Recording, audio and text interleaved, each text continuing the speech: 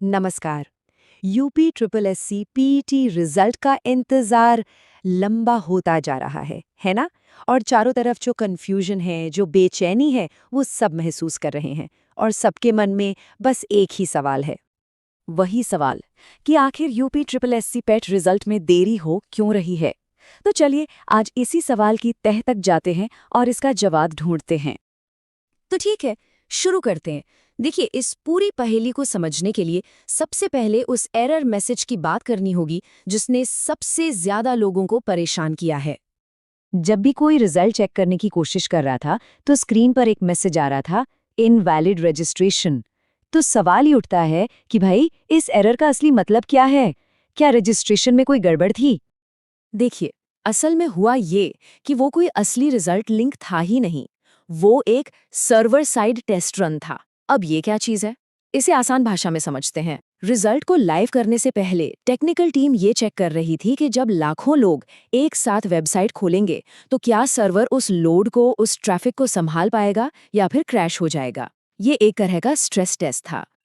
तो पूरी कहानी ये है, एक टेस्ट लिंक को एक्टिवेट किया गया, सिस्टम पर आने वाले लोड को चेक किया गया और जैसे ही ये टेस्टिंग खत्म हुई, एक ऑटो लॉक सिस्टम ने उस लिंक को बंद कर दिया और बस इसीलिए वो इनवैलिड रजिस्ट्रेशन वाला एरर मैसेज दिखने लगा।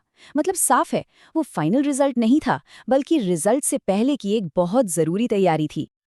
अच्छा, तो ये तो हो गई उस एरर मैसेज की कहानी। लेकिन फिर सवाल उठता है कि अगर वो सिर्फ टेस्टिंग थी तो अब रिजल्ट में देरी क्यों हो रही है? चलिए अब असली वजह पर आते हैं। तो जो असली वजह सामने आई है वो ये है कि ये सिस्टम के दो बहुत ज़रूरी हिस्सों में एक टेक्निकल प्रॉब्लम, एक गड़बड़ी पकड़ी गई है। इन हिस्सों को टेक्निकली मॉड्यूल कहते हैं। आप इन्हें छोटे छोटे प्रोग्राम समझ सकते हैं जो मिलकर पूरे सिस्टम को चलाते हैं। तो वो कौन से दो मॉड्यूल हैं? पहला है डेटा सिंक मॉड्यूल। इसका काम ये पक्का करना है कि हर एक कैंडिडेट का डेटा बिल्कुल सही हो, सिंक में हो। और दूसरा है स्कोर रेंडरिंग एपीआई। इसका काम है उसी सही डेटा को लेकर उसे स्क्रीन पर स्कोर कार्ड के रूप में दिखाना। अब जरा सोचिए, अगर इन्हीं दोनों में दिक्कत होगी तो रिजल्ट कैसे सही आएगा? इसीलिए जब तक ये ठीक नहीं होते रिजल्ट जारी नहीं हो सकता। और ये सही भी है ना? क्योंकि आयोग के लिए सबसे जरूरी है कि जब रिजल्ट आए तो वो स्टेबल हो, मतलब हर किसी को अपना स्कोर सही दिखे और वेबसाइट भी क्रैश ना हो। जरा सोचिए, अगर जल्दी जल्दी में रिजल्ट दे दिया और फिर डेटा में गलतियां निकली या सिस्टम ही बैठ गया तो कितनी बड़ी मुसीबत हो जाएगी। ठीक है, तो टेक्निकल बातें तो हो गई। अब आते हैं उस सबसे बड़े सवाल पर जिसका जवाब सब लोग जानना चाहते हैं।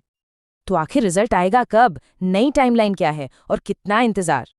तो देखिए, जो जानकारी मिल रही है उसके मुताबिक इन टेक्निकल प्रॉब्लम्स को ठीक करने का काम लगभग पूरा हो चुका है और रिजल्ट अब किसी भी दिन आ सकता है।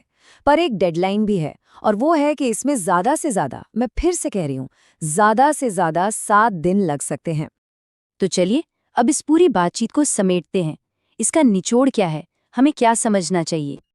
देखिए, निचोड़ ये है कि पर्दे के पीछे यानी बैकएंड पर काम रुका नहीं है, वो लगातार चल रहा है। रिजल्ट अपने फाइनल स्टेज में है। देरी का ये मतलब बिल्कुल नहीं है कि प्रोसेस रुक गया है। और सबसे ज़रूरी बात जो सबको ध्यान में रखनी चाहिए वो ये है कि ये एक नॉर्मल टेक्निकल प्रॉब्लम है।